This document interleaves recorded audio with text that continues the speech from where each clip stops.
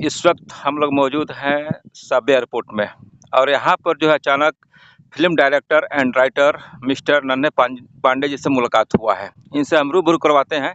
स्वागत है सर आपका। नमस्कार। बिहार 28 न्यूज़ के सभी दर्शकों को नमस्कार, प्रणाम। अच्छा सर, आप एक डायरेक्टर है, राइटर है और आप एयरपोर्ट पे घूम रहे हैं, क्या बात है?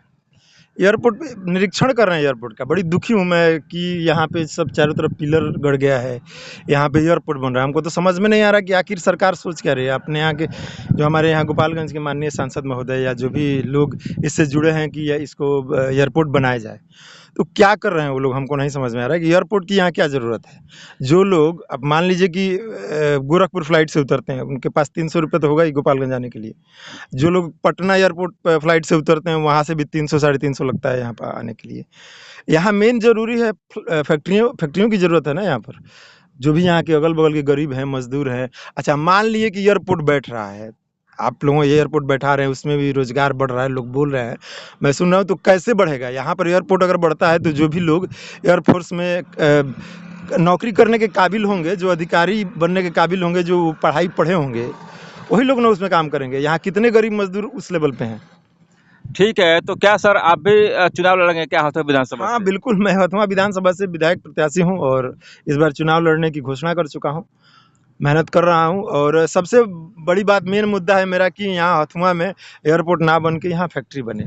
सर वो तो ठीक है, लेकिन आप सर एक भोजपुरी फ़िल्म से जुड़े हैं, आप एक डायरेक्टर हैं, राइटर हैं। सर अचानक सर राजनीति से क्या आपको संबंध हो गया? राजनीति से संबंध नहीं हुआ है। देखिए क्या है ना कि हम राइटर हैं, तो राइटर का काम होता है लोगों को ऑब्ज़र्व करना, समाज को ऑब्ज़र्व करना।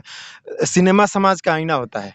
हम जो समाज में देखते हैं वही सिनेमा में लिखते हैं। जो समाज का संबंध होता है, जो पारिवारिक संबंध होता है, जो रिश्ते होते हैं, जो नाते होते हैं, वही हम सिनेमा में लिखते हैं और समाज को ऑब्ज़र्व करते हैं। तो ऑब्ज़र्व करने में इतनी दुःख है, इतनी तकलीफ़ है यहाँ पर, इतने लोग बेरोज़गार हैं और इस बेरोज़गारी में अब एक बात बता रहे हैं आपको कि एक आदमी, एक दिन हम बैठे थे, चाय पी रहे थे जीन बाज़ार में, तो ऐसे ही बात हो रही थी, तो एक आदमी से यही बात हो रहा था, तो बोले कि हम लोगों के बच्चे तो भाई किसी लायक नहीं है, तो वहीं जाके दिल्ली में, बम्बई में, गुजरात में मज़दूरी ही ना करेंगे। हम तो यही बोल रहे हैं कि अगर जो बाप ऐसा सोचता है कि मेरा बच्चा किसी लायक नहीं होगा, दिल्ली मुंबई में जाके मज़दूरी करेगा, ऐसे बाप को तो बच्चा पैदा करने का अधिकार ही नहीं है। क्यों बच्चा पैदा करेगा?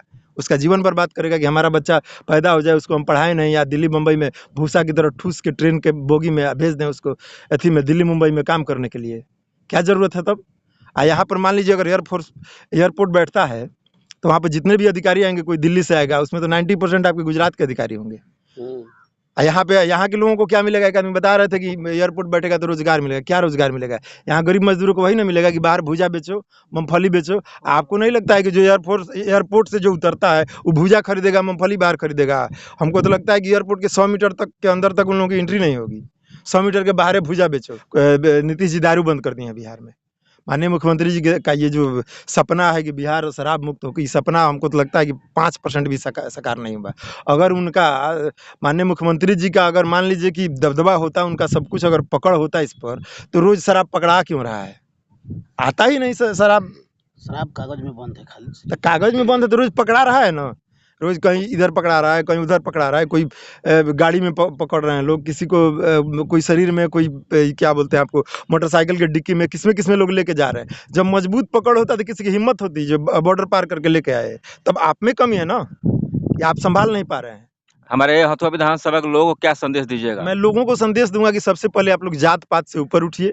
बिहार बर्बाद हो गया है, कुछ है नहीं बिहार में। 40 साल से जो सरकारें बिहार को चला रही हैं, बिहार को बर्बाद करके मिटिया मिट करके छोड़ दी हैं। और इस समय आप लोग मुख्यमंत्री का चेहरा जो भी देखना चाह रहे हैं देखिए, उसके लिए हम मना नहीं कर रहे हैं, लेकिन आप अपने स्थानीय विधायक का चेहरा देखिए कि कौन है, कौन आपके नज़दीक आ रहा है, कौन आपका।